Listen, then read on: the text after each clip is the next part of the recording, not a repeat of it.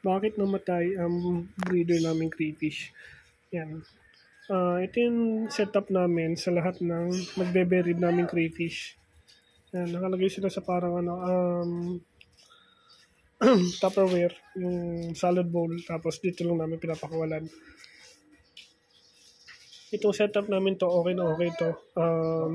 Ulanin man o umaarawin, hindi sila namamatay. Basta as long as alaga sila sa malinis sa tubig at tamang dami ng pagkain. Ayun. Ngayon, nagtaka kami bakit namatay ito. Malinis kahit pa paano, bagong palit lang yung tubig niya. Yan. Isa to sa mga reason kung nakita namin reason kung bakit. Yan, dahil dyan. Ano kasi yan, kahapon kasi may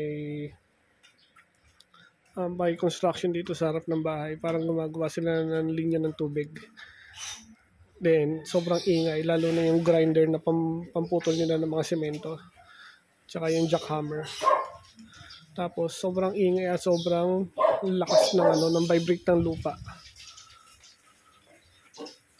And, kaya feeling namin, ito yung reason kung bakit na-stress tong itong breeder crayfish na to kasi malapit lang sila sa sa construction.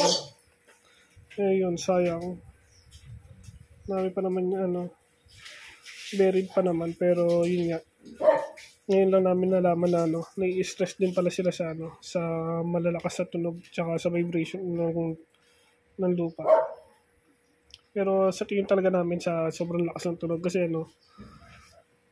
sobrang ingay dito sa farm kahapon dahil doon sa construction nga. Ayan, sa construction ng linya ng tubig. Sayang. Sure pa naman kami sa ganitong setup kasi yun nga, sa experience namin, matutukan man ng araw o ulanin, nabubuhay sila sa ganitong setup.